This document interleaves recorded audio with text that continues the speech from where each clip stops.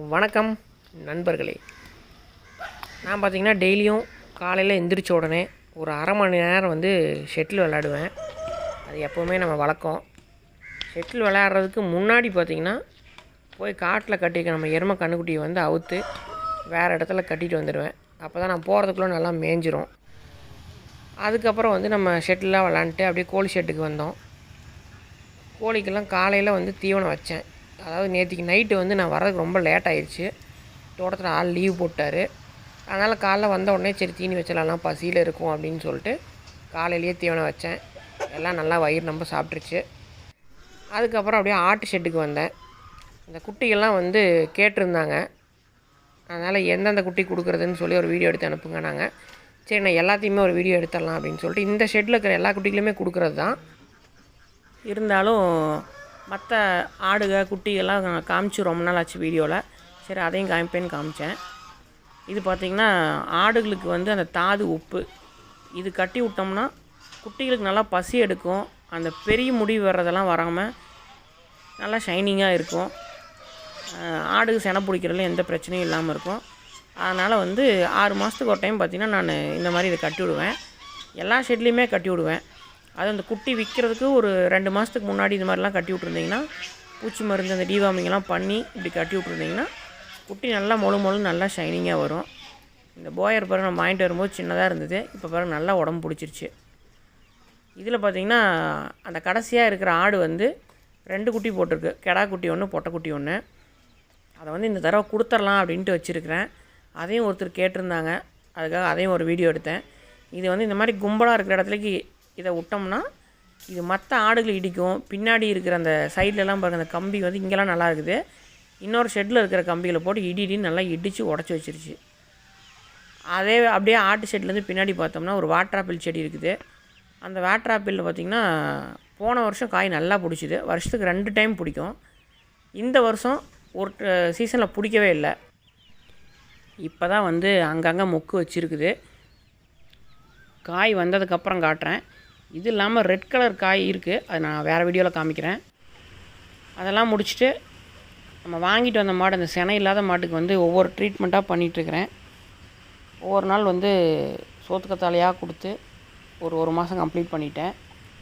இப்போ பார்த்திங்கன்னா கருவேப்பிலையும் முருங்கைத்தலையும் ஒவ்வொரு நாள் மாற்றி மாற்றி கொடுத்துட்ருக்குறேன்.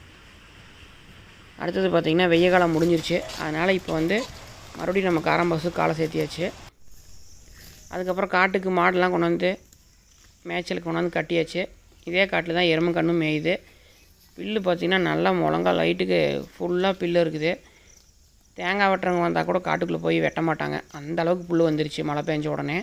சரி எல்லாத்தையும் ஃபஸ்ட்டு இங்கே கட்டிடலாம், தேங்காய் வெட்டுறவங்க வருவாங்க அப்படின்னு சொல்லி முதல்ல எருமை கன்றுக்குட்டி 2 கொண்டாந்து கட்டியிருந்தேன்.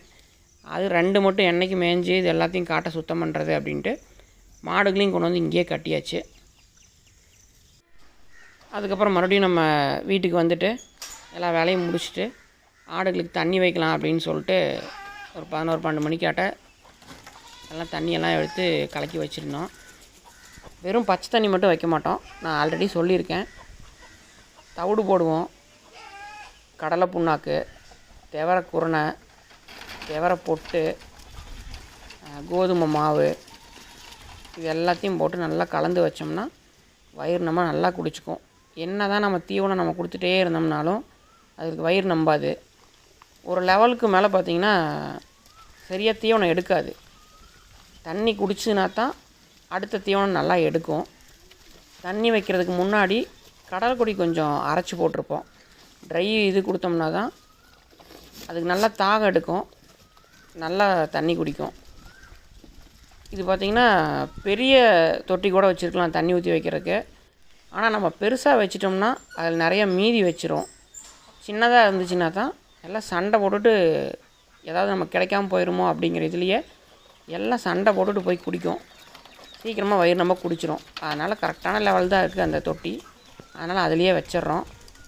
ஆனால் நம்மளுக்கு பார்த்திங்கன்னா ஒவ்வொரு கேஜில் ஒவ்வொரு வெரைட்டியாக வச்சுருப்போம். வெரைட்டினா குட்டி போட்டு கொஞ்ச நாள் ஆனது அந்த மாதிரி பிரித்து வச்சுருப்போம். அதுக்கப்புறம் சாயந்தரம் ஆயிடுச்சு. காட்டிலேருந்து மாடெல்லாம் பிடிச்சிட்டு வந்துடலாம் அப்படின்னு சொல்லிட்டு தவிடு, பருத்தி கொட்டை இது எல்லாத்தையும் போட்டு தாலியில் தண்ணி ஊற்றி வச்சுட்டு அதுக்கப்புறம் தான் மாடு பிடிச்சிட்டு வரதுக்கு போனேன்.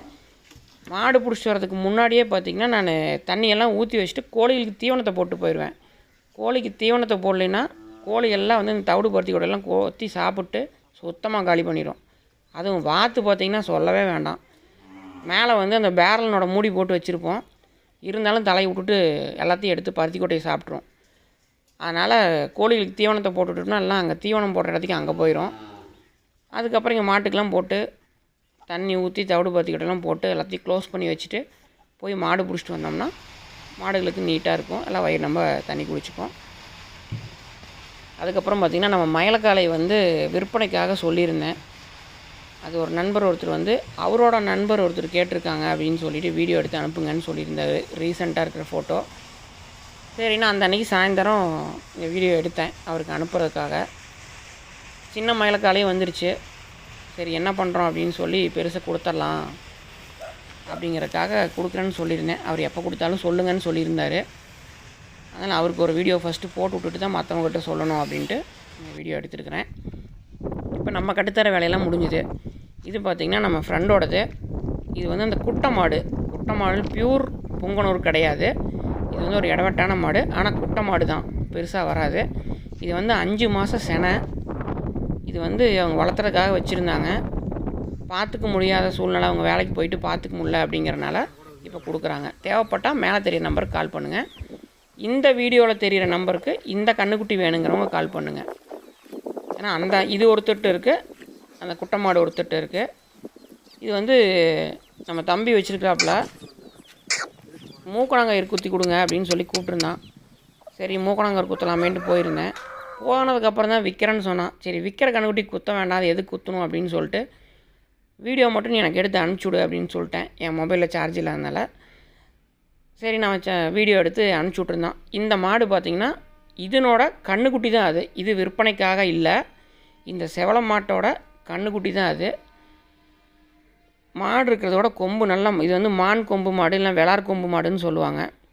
அருமையான கொம்பு அமைப்பு. இதனோட கன்றுக்குட்டி தான் விற்பனைக்காக இருக்குது. தேவைப்படுறவங்க மேலே தெரிகிற அந்த நம்பருக்கு கால் பண்ணுங்கள். அந்த காளை கன்றுக்குட்டி இருக்கிற அதே இடத்துல தான் இந்த சேவலும் இருக்குது. நிறையா பேர் கேட்டிருந்தாங்க. எனக்கு அவங்க கான்டாக்ட் நம்பர்லாம் இல்லை. யாருக்காவது தேவைப்பட்டுச்சுன்னா ஸ்க்ரீனில் தெரிகிற அந்த நம்பருக்கு கால் பண்ணி கேட்டுக்குங்க. இந்த காளைக்கண்ணும் சேவலும் ஒரே இடத்துல தான் இருக்குது. அந்த குட்டை மாடு மட்டும் வேறு இடத்துல இருக்குது. குட்டை மாடுக்கு மேலே வர நம்பருக்கு அந்த மாடு வேணும்னா கால் பண்ணுங்கள். இந்த காளைக்கன்று வேணும் அப்படின்னா ஸ்க்ரீனில் தெரிகிற இந்த நம்பருக்கு கால் பண்ணுங்கள். அவ்வளோதான் நண்பர்களே இந்த வீடியோ. நன்றி.